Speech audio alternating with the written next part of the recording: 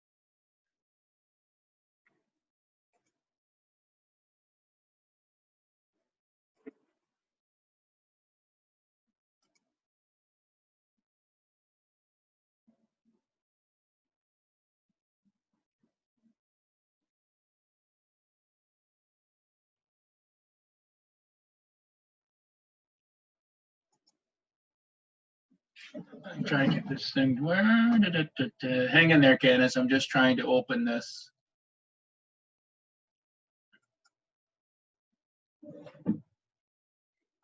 Hi there.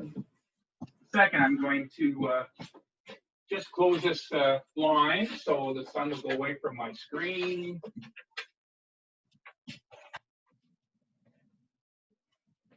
Hope you all can see that.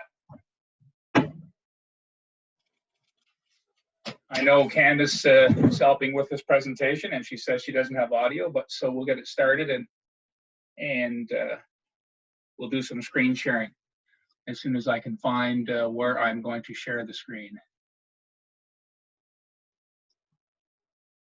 Can you see the notes, Candace?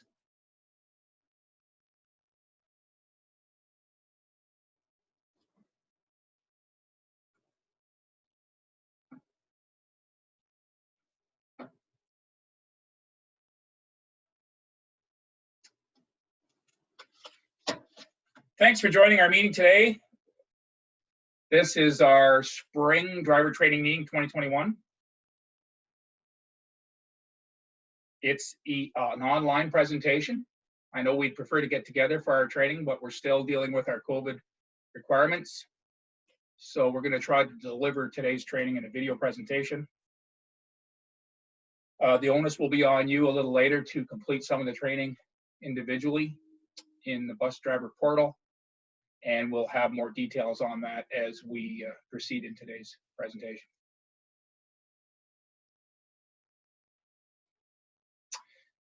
Our agenda today, we're going to be talking about updating the DRP program so you're all aware of what's going on with DRP.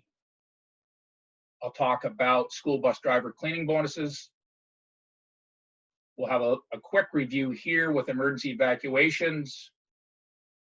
The video presentation that you'll be participating on will review evacuations, railway crossing, and distracted driver training. That will be part of your requirement to do. And again, I'll speak to that a little bit further. We are going to have our driver appreciation barbecues in June, and we would like you to attend. We have a new jacket coming up in the fall, and we'll talk about that. I'll briefly speak to the ELD requirement that starts in June. That's electronic log requirement that starts June 12th, which is just around the corner. and then a quick review to our summer charter work and our COVID protocols that we'll be required to follow.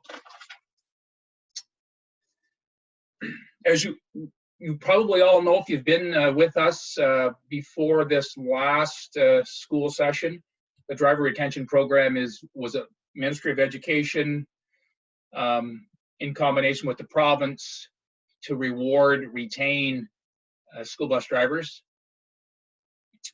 giving operators a greater opportunity to recruit and retain with financial incentive. And again, it's been extended. The driver retention program, DRP, is being renewed for the fall 2021 to 22 school year, which means another year that school bus drivers receive 2 $1,000 payments if they meet the eligibility requirements. I'm going to trip over that word every time I say it.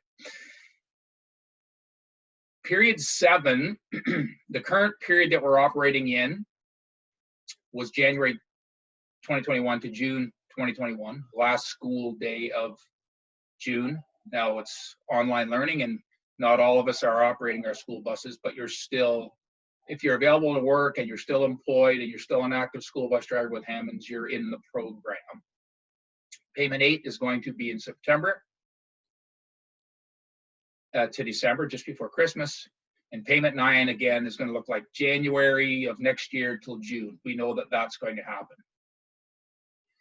Where bonus payments have been typically 3 months, thereabouts, maybe a little longer, it's been extended to 5 months. So the money will come. It's important to remind you how you are eligible, and this next slide talks about eligibility requirements, criteria. Why am I tripping over that word? I'm having a stroke, in case you're wondering. For payment period number 8, you must be employed with Hammond Transportation as of September 30th, 2021. So anywhere in that first 30 days that you're on board, licensed and employed as a new driver, you would be included in the program. And you must be employed until the last day of driving school bus, December 2021. If you leave employment before the end of that term, you're not eligible. Attendance has nothing to do with it if you're not employed. Your primary employment responsibility is driving students to and from school, and you're working in the capacity of a school bus driver for the majority of his or her working time at Hammond Transportation. You qualify. You need to have 95% attendance. It's mandatory, and that works out to about 4 school days from the first day of school in September until the last day of school in December. And all absences from work will be counted and included in the calculation, regardless of your reason for absence. So if you're on leave, short-term, long-term, vacation, illness, we will count the attendance. If you're employed somewhere else and can't work here and miss days, again, that goes against your attendance. Snow days won't be counted against your absentee. There are applications for exceptions under the rules of DRP, and they're available through me. It's your responsibility to request them and complete them. I will assist you on the completion of them. And if the exception is granted based on your attendance dropping below 95%, that is at the discretion of the program. It's not at the discretion of Hammonds or me. We have to go by the rules of the program. How do I know if I'm eligible to receive a bonus payment? Well, I gave you a brief description on the previous slide, but you can go to that web address on the Ontario School Bus Association website, click on the school bus driver eligibility criteria. There, I got the word. And that will help you out so that if you have any questions, it should answer them. You can send an email to them directly. They will respond. Or you can just ask myself, send me an email, and I can help with it, or give me a call.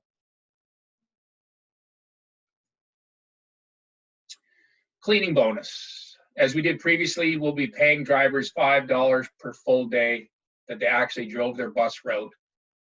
As per our COVID policy, they disinfected their bus at the completion of their morning and their afternoon routes. So some of our drivers are currently performing their route at reduced capacities based on special needs transportation, and they are cleaning their buses daily and will get paid their $5 per day for doing that. Drivers that aren't currently driving, we'll count back the days that you drove before distance learning was implemented by the province, and you'll be paid for those days.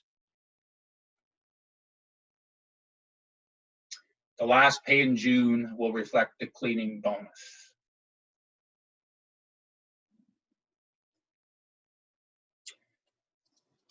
So quickly now, just because this is a important piece of information before we go to video, you'll see a video. You'll be required to complete a video presentation, view a video, and participate. Emergency evacuations will be in that video. But again, we're going to be rolling here with charter work. Some of us will be rolling and are rolling this week and next week. So evacuations are with us every day, the possibility of an evacuation. So knowing right off the hop what I'm going to do if I get in a situation, it's important to review that as part of our requirement to view it. Just speak to this slide for a moment and then we'll move on. As we recall, our primary concern is for the safety of the children. Now, this is a school bus slide, but again, if you are camp, if there's kids on board, if there's adults on board, any passengers on board, emergency evacuation requirements still stand, regardless if they're kids or adults.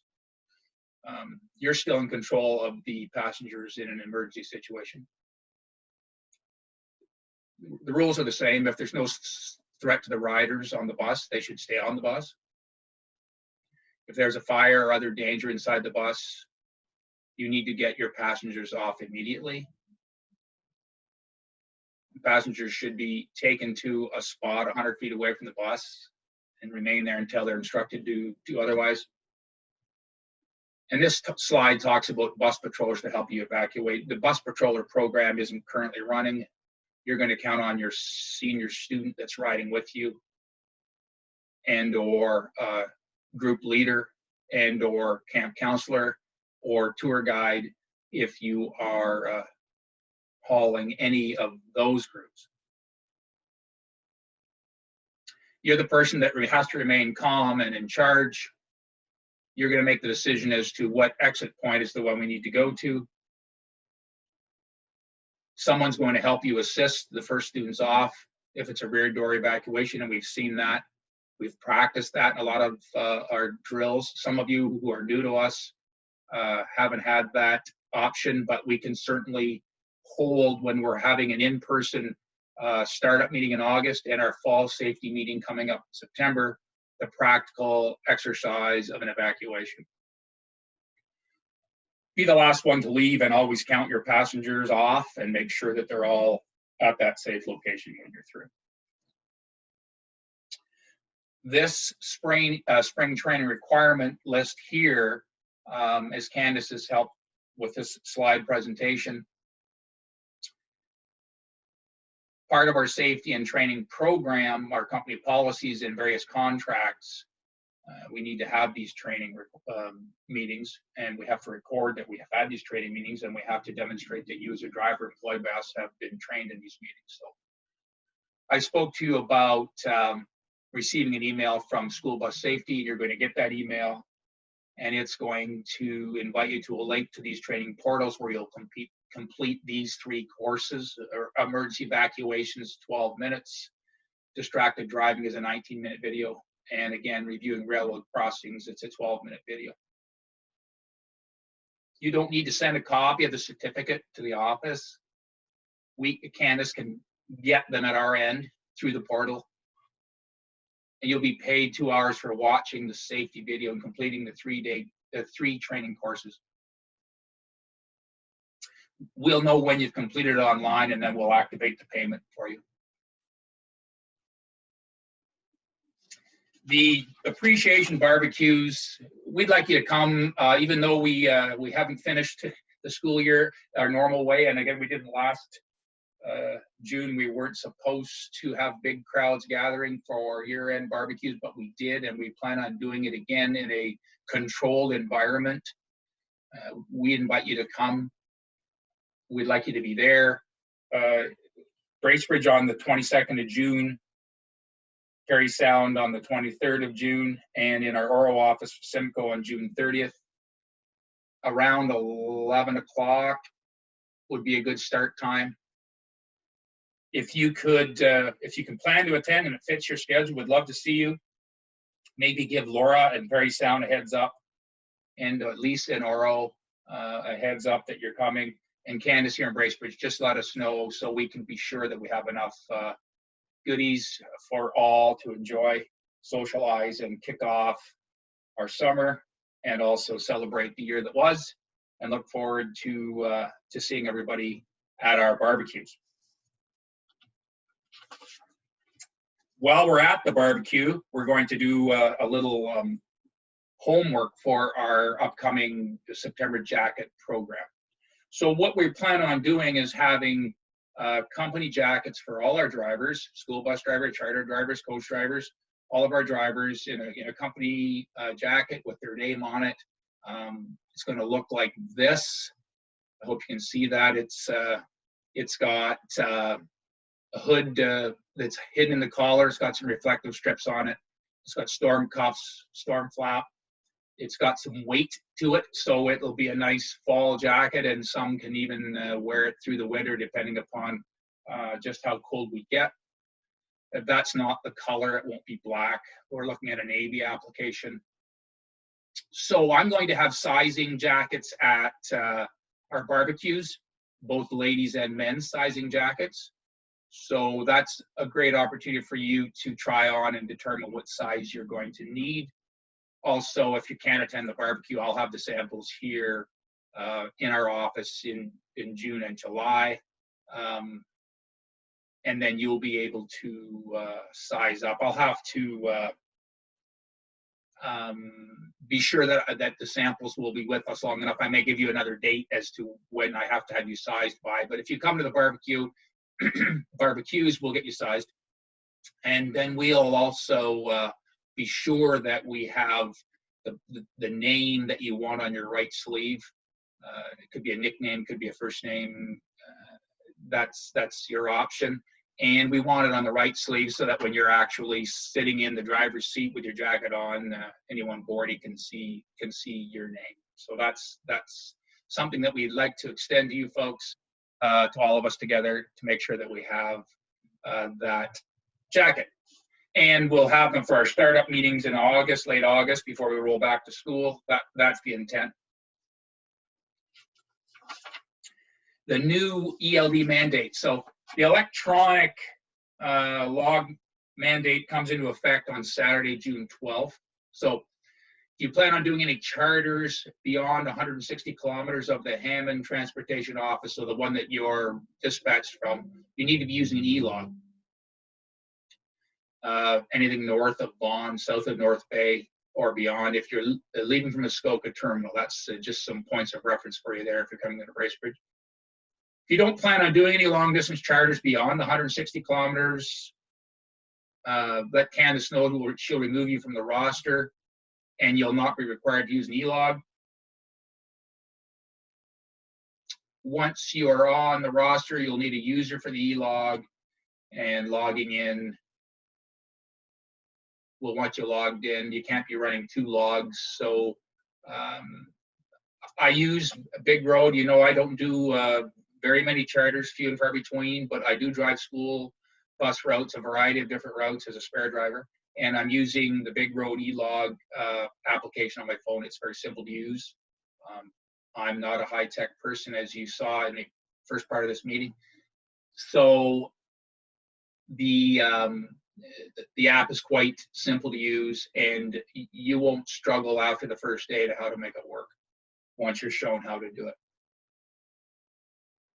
So we'll get that running shortly we've started, some drivers are already training with it, so we'll carry on. That's happening. But the point I want to suggest, even though it says that it's coming into effect Saturday, June 12th, MTO officers won't be fining drivers that aren't complying.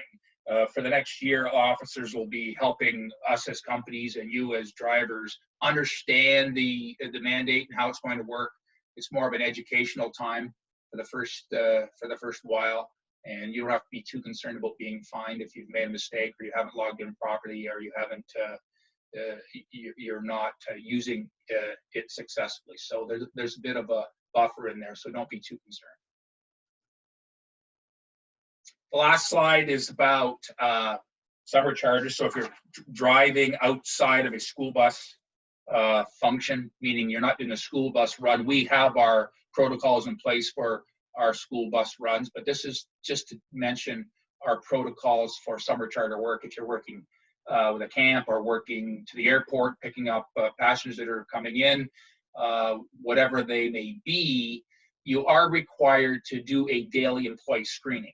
So, and we will track that. There is a printed daily employee screening sheet that your dispatcher will present to you with your charter paperwork that you will have to date and complete and check off that you've screened and that you don't have any symptoms of COVID, and you're safe to do your job.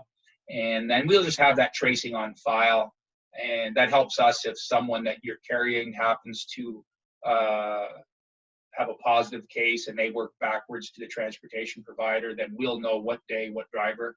And also it's required for us, an employer, to make sure that we have those on file. So it'll be a printed piece you'll fill out, and you'll just return it with your paperwork.